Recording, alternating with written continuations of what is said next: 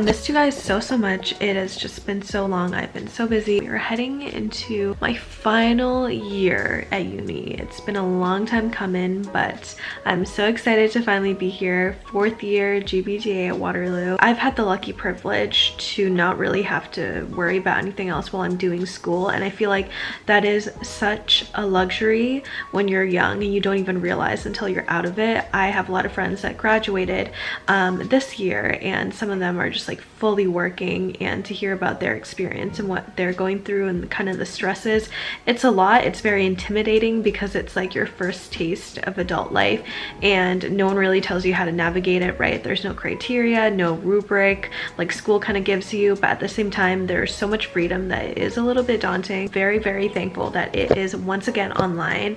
Let me know if your school is doing like in person or online, because I know it like varies. Also, thank you to Grammarly for sponsoring this video. I will be using it right now to work on my assignment. I am so excited to be talking about them because I've been using it for like years and years and years, and I don't know a life without Grammarly at this point, basically. If you're a college student, you need to download Grammarly. It is back to school season, and this is the only digital writing assistant that I will be using, and I've been using it for the past couple of years for all of my school assignments and essays. So Grammarly is free to download as a browser extension and integrates seamlessly into Google Docs. I've weekly written assignments this semester along with a book report, which low-key has me stressed because I cannot even remember the last time I wrote a book report. Thankfully, I have Grammarly here to help me with their free features, such as their setting goal feature to make sure you're writing to the right audience, their word count feature to help save you time, and their synonym feature to make sure you're not overusing certain words. Once you download Grammarly, it's going to be so hard to go back, so be sure to head over to the link in the description to sign up for a free account and get 20% off of Grammarly Premium.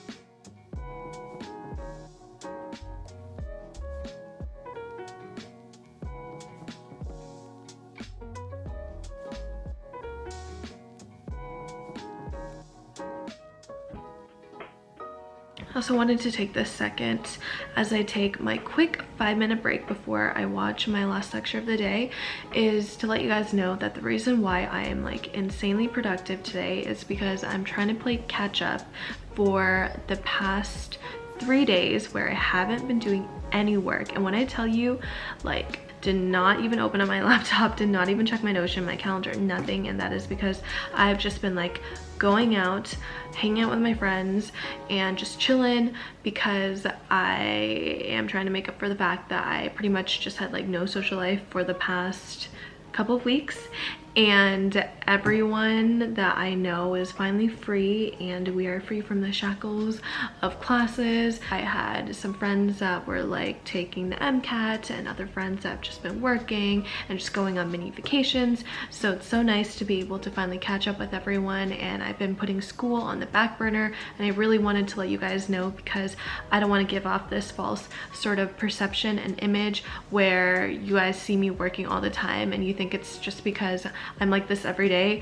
Nah, I just recently watched this video this morning actually about, I'll just link it and I'll like include the screenshot of it here. It was just this whole video that I watched this morning talking about the that girl sort of phenomenon and like trend that's emerged on YouTube, and it's been around for a while, and I do have to say that I feel like I have somewhat been a part of it just because I have made videos like these in the past, and this creator has really kind of hit the nail on every single point that I've sort of realized as well, and I just don't want to kind of give off this like false narrative of me trying to play off this productive girl that has her life together, because that is furthest from the truth. And I think some of you guys may know that if you watch my channel and follow me closely. So it's good that we're trying to dispel this, and we're all being very self-aware of this type of content now. And I also want to acknowledge that I love having a routine. I talk about this all the time. I feel like it helps with my anxiety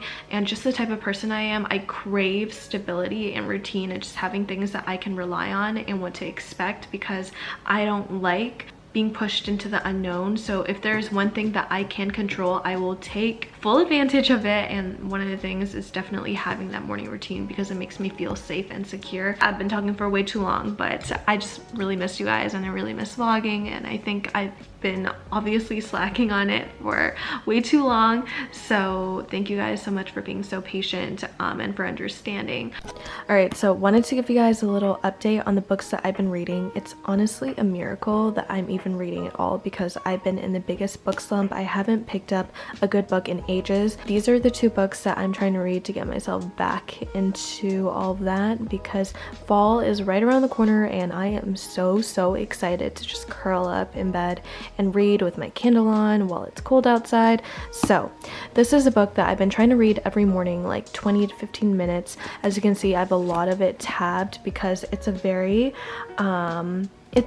research heavy book. It talks about the aspects of trauma and how trauma can essentially just like alter the chemicals in your brain and the person that you are, your personality, and just everything can change drastically, which I already knew a little bit about. Like, I'm not a complete stranger to the effects of trauma, but to read about it in such an in-depth fashion is honestly kind of fascinating, because there's a lot of stories in there, which I appreciate. I don't like when a book has a lot of statistical facts, just because I feel like it can become a little bit of a drag, and I can't really get too invested in this situation, and it's a lot harder for me to finish. So I like that there's a good mix with this book. But if you guys know about any other books that are kind of similar and in the same realm, let me know, because I found this book to be really interesting. As someone that has kind of like dealt with trauma in the past, there's a lot of it that I could really kind of like draw from and really pick up on. So it was a really interesting read. I also started Pachinko recently. I'm doing like a little buddy read type of situation, and I'm excited because I did try to get through this book before, but the beginning of it is a little bit of a drag, to be completely honest. But I'm hoping that it picks up, because apparently it does.